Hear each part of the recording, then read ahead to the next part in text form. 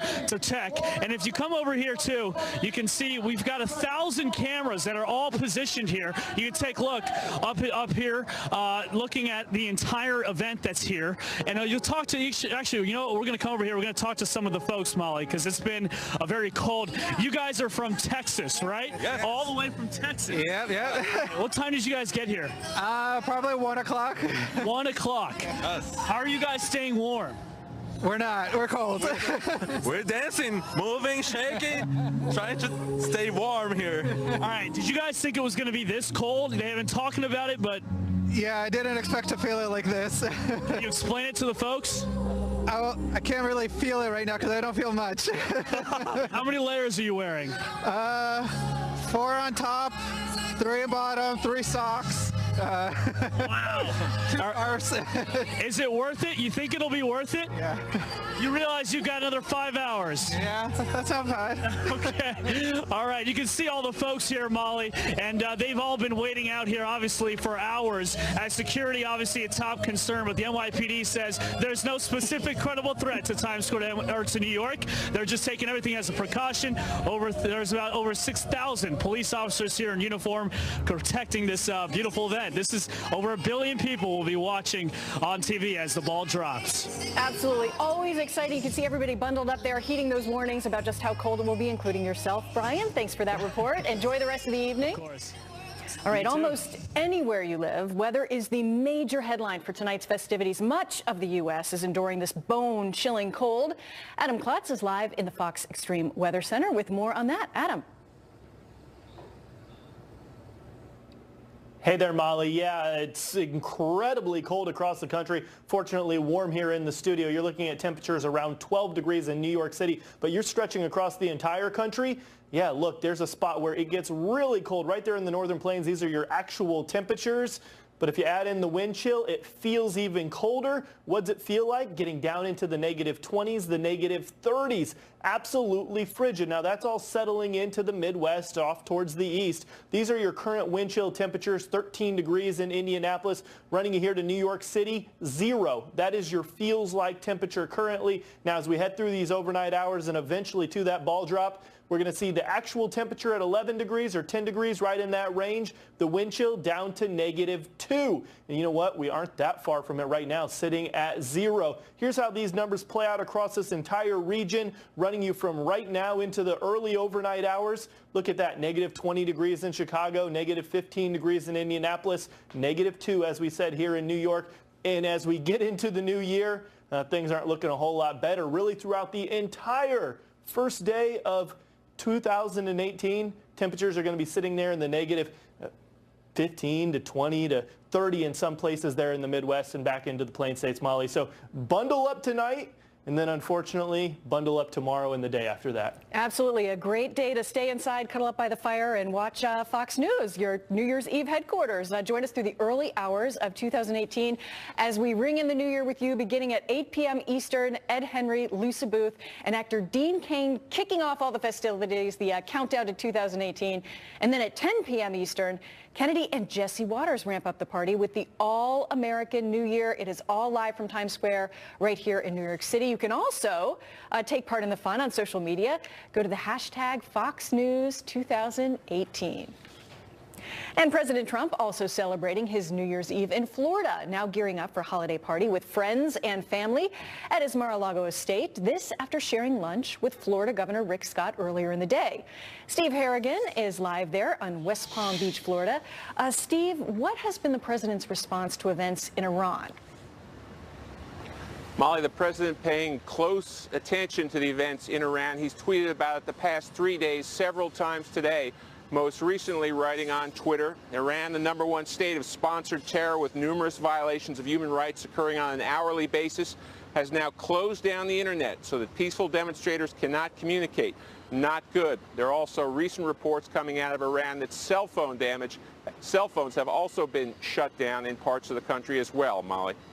All right. We know there's got to be a party. What about the party tonight? Well, for the past 2 decades, the president has brought in the new year at his Mar-a-Lago private club. That's going to be the case again tonight with the First Lady, with family members, and with friends. A ticket for that event for a guest is $750, judging by last year. There were about 500 to 600 people in attendance. 4-course meal, the traditional baked Alaska dessert, dancing, and a live band. So cocktail hour underway. The tent is out at Mar-a-Lago. Molly? All right, Steve, thank you so much. Hopefully a little warmer there than it is in many other parts of the country. We appreciate it. The anti-government protests in Iran have turned deadly. 2 demonstrators were killed in overnight clashes. This as the Iranian president criticizes President Trump for supporting the protesters. Allison Barber is live from Washington with more on all of this. Allison, is the government still blocking social media? Yes, they are, as you just heard a little bit from Steve there. As far as we know, the Iranian government continues to block access to social media apps like Telegram, which protesters have been using to coordinate and communicate. Iran's interior minister says social media is being used to promote violence.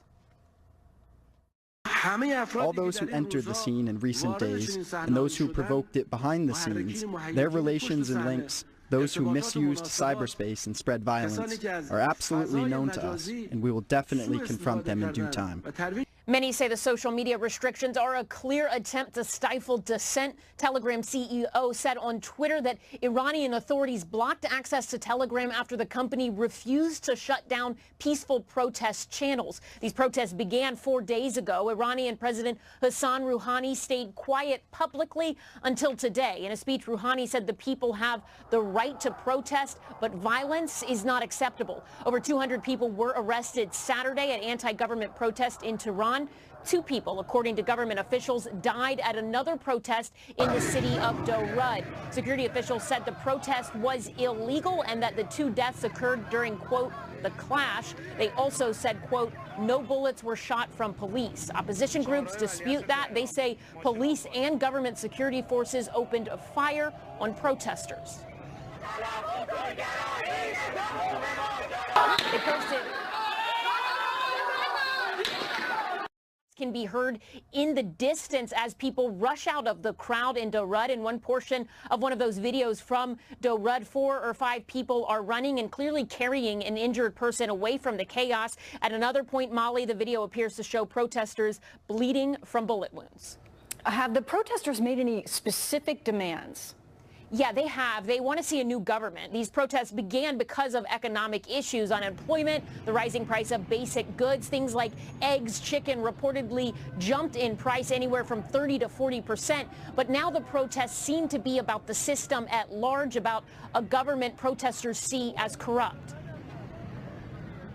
What you see is very reminiscent of the 2009 uprising, but I feel it's far deeper than that and a lot more promising, because now on the top there is a big rift among the different factions of the regime. Each faction is blaming the other.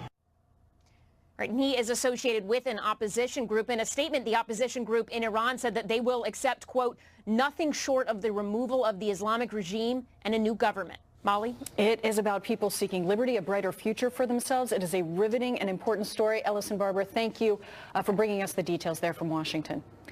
A new fallout over President Trump's decision to recognize Jerusalem as Israel's capital. The Palestinian envoy to Washington now being called back for talks about future relations with the U.S. This after the president's move sparked days of protests and clashes in the region. Connor Powell is in Jerusalem with more.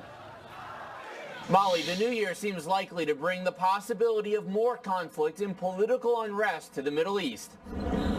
2018 starts with the militant group ISIS, largely defeated and barely clinging to a fraction of the territory it once controlled. But what happens next with the terror group is still very much a question.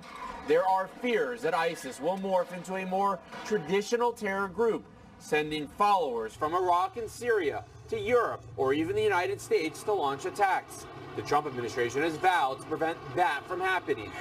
Meanwhile, the Israeli-Palestinian conflict is once again front and center on the world stage following President Trump's unilateral decision to recognize Jerusalem as the capital of Israel. That move setting off violent clashes here in Jerusalem and the Palestinian areas, and demonstrations around the world. We'll be watching to see what impact, if any, President Trump's announcement has on the stalled peace process, and if any other countries follow the U.S. and announce their intention to move their embassy to Jerusalem So far, only Guatemala has said it would. But it is Yemen that looks set to consume much of America's attention in 2018. The U.S.-backed, Saudi-led bombing campaign there to oust the Iranian-linked Houthi rebels has made a bad situation into a full-fledged humanitarian crisis.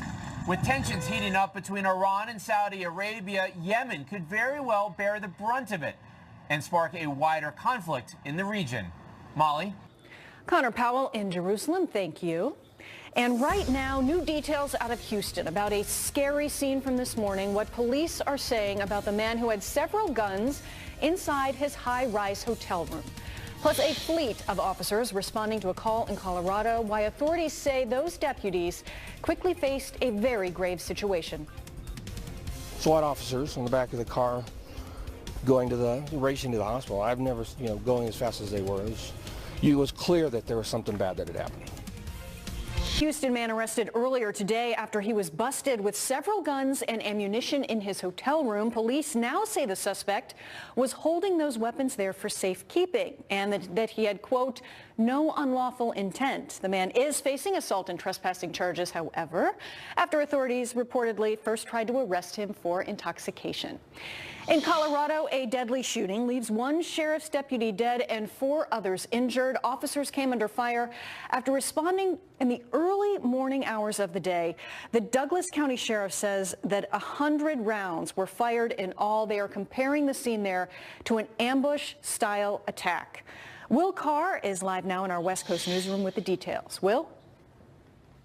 And Molly, this all started with a 911 call. The report, a man might be having a mental breakdown. That led deputies to an apartment in Highlands Ranch, Colorado, about 15 miles from Denver. And when they walked inside, the suspect unloaded. Ultimately, 4 deputies were injured. One deputy, Zachary Parrish, was shot and killed. 2 civilians were shot as well. The gunman exchanged fire with law enforcement and was killed by members of a regional SWAT team.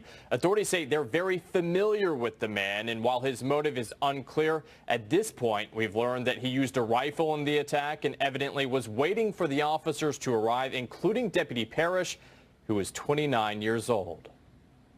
Spent some time with his wife. I can't tell you how difficult it is for a leader to sit down with the spouse of an officer who was killed in the line of duty. They had many hopes and dreams, and he was doing his job. He was doing his job well, and his life was taken from us this morning. Deputy Parrish was married and had 2 young kids. Earlier today, a procession led his body from a hospital in Littleton, Colorado, to the medical examiner's office. President Trump weighing in on Twitter, stating, "My deepest condolences to the victims of the terrible shooting in Douglas County, at D.C. Sheriff and their families. We love our police and law enforcement. God bless them all." 39 members of law enforcement have now been killed in the line of duty this year. That's lower than 2016, but obviously still too many. Thankfully, the other victims in today's shooting are expected to recover, and to help all of the families impacted today, a fallen officer fund has been set up by the Douglas County Sheriff's Office. You can check that out on their website or on social media. Molly. Thank you, Will. Our thoughts go out to the deputy's family.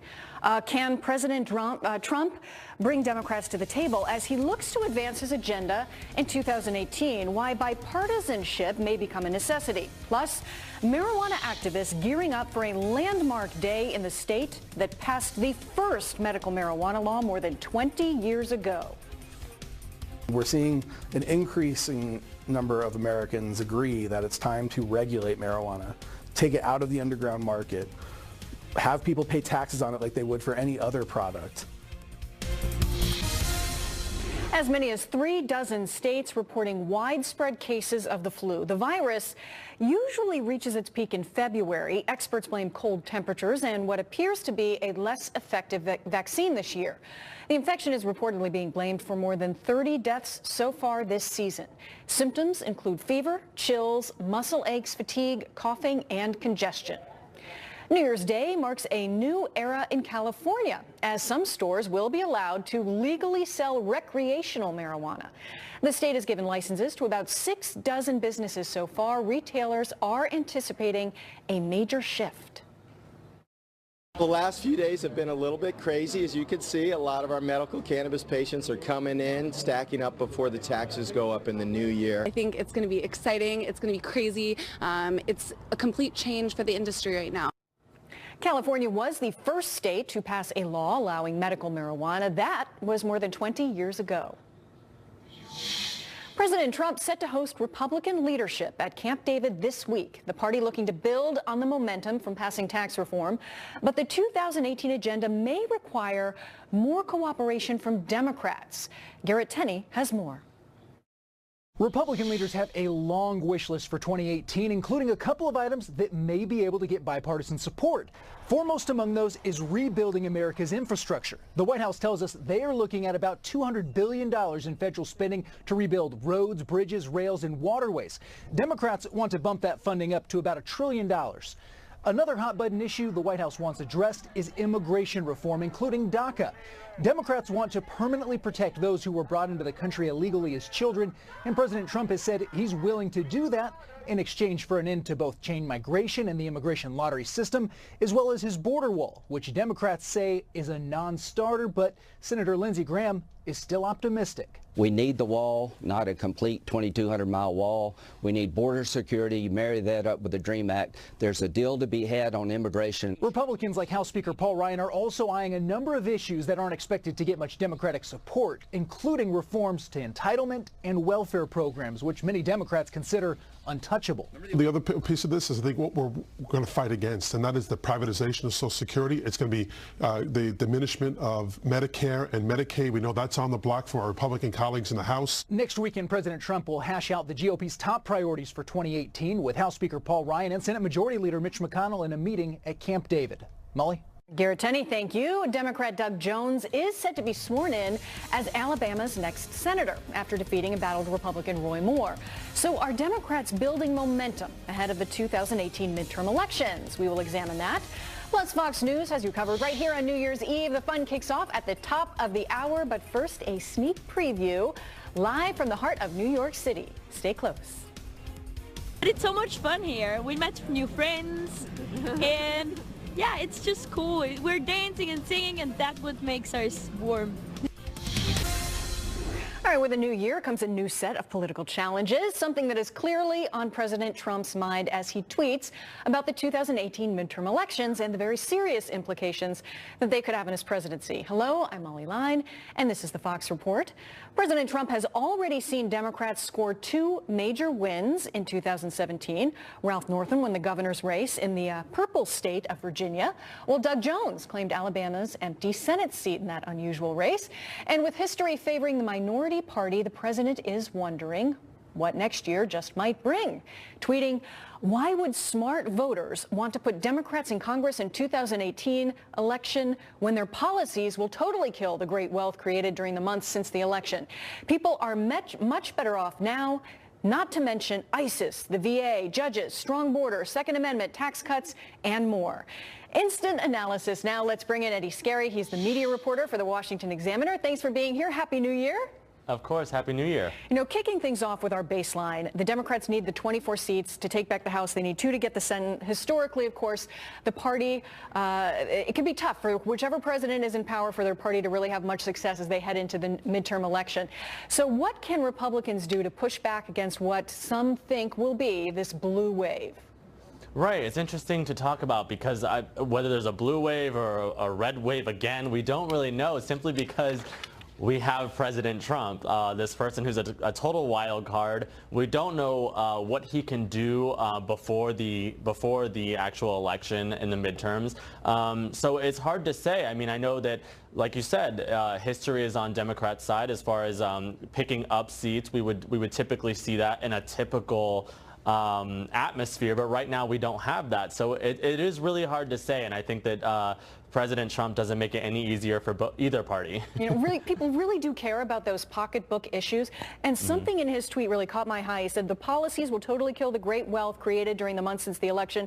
People are much better off now. That, of course, harkens back famously to Ronald Reagan's line, are you better off now than you were 4 years ago? And, you know, that really is what people talk about when you go out to the polls and you ask them why they're voting the way they are. It has a lot to do with jobs, the market. If the market is still doing well and tax reform does end up putting money in people's pockets and they see that money starting in February, will that mean good news for Republicans? Right, and that can actually be a double-edged sword.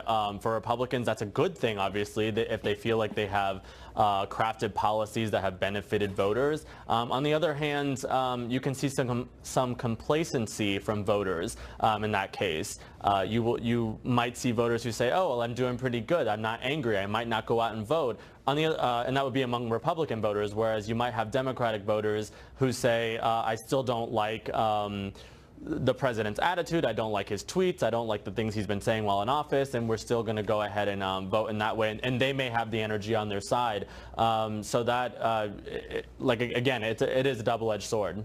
All right, in the Senate, Democrats are defending 25 seats. 10 of those are in states that the president carried in 2016. And there were some surprises back in 2016, Pennsylvania, Wisconsin, Michigan, for instance. So that's where the toughest races may be. And the map at least offers some favoritism to Republicans in that some of those states can be red-leaning.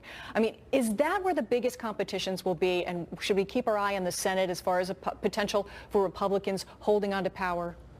Right, we do have to keep our eye on the Senate. That's the most important. There's 2 seats, I think, that Democrats have to take in order to overtake that House of Congress. But it's leaning towards Republicans. It's in their favor right now, which is good for President Trump. He's hanging on to a very, very slim majority. I think Vice President Pence has had to come in and break the tie several times now. Do they want to keep going in that direction? I don't know. But the best thing they can hope for is President Trump going out campaigning and them being in sync in a lot of ways with their campaigning. I think, you know, what the race in Alabama, the Senate race in Alabama with Roy Moy's loss, that showed us everything we need to know, which is you can't take anything for granted. That's true. And years ago in Massachusetts, we had a similar thing happen when Scott Brown won the Senate race there. Any party that might be complacent or think things are an easy win, it may not be the case. And here we have this unconventional president. Speaking of this unconventional president, could he be a major factor in if some of these representatives, some of these congressmen or senators hold their seats, lose their seats, and if seats are picked up? How big of a role will the president play?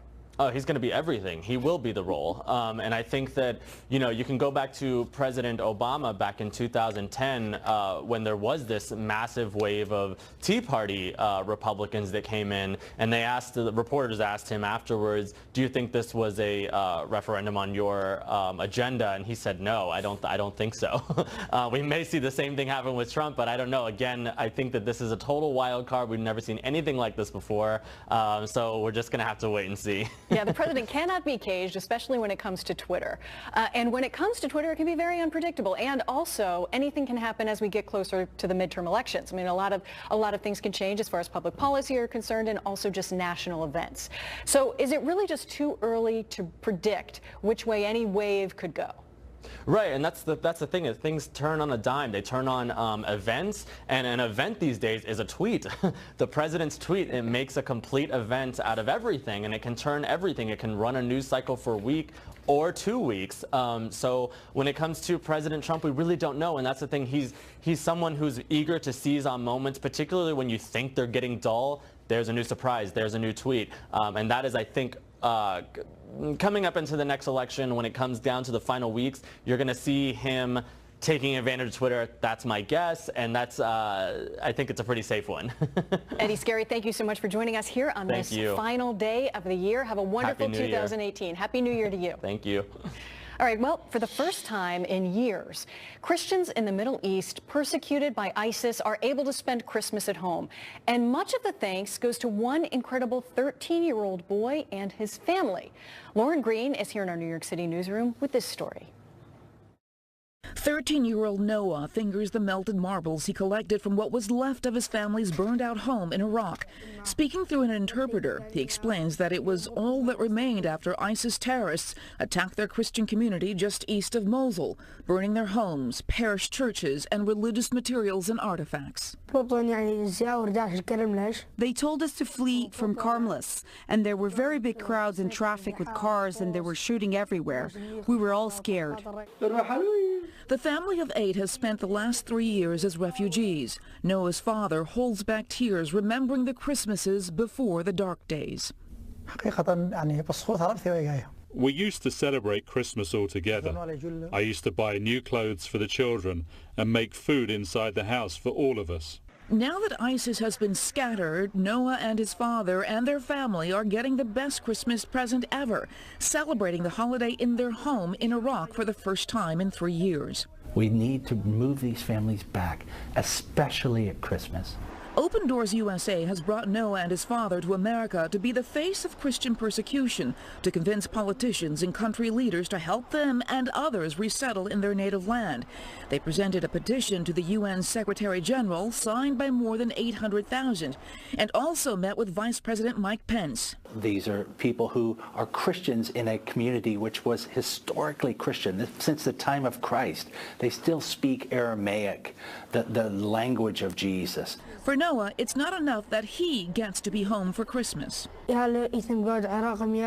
am addressing this to all the kids of my age here in the States to put on their mind there are many children in Iraq without parents.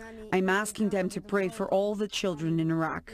The latest numbers show the dire situation. According to a study by the Knights of Columbus, there were once 1.5 million Christians in Iraq. Today, that number has been reduced to around 250,000. In New York, Lauren Green, Fox News. A stowaway passenger forcing some folks to rebook their holiday flights. We hear any tweets, though. I'm afraid on the taxi app we have to come back. How a rogue sparrow proved to be a major headache on a plane. Plus, conservatives looking to defeat a Republican governor who they say has betrayed their values and broken his promises. We would have term limits in this state if I was in charge. I am not in charge. I'm trying to get to be in charge.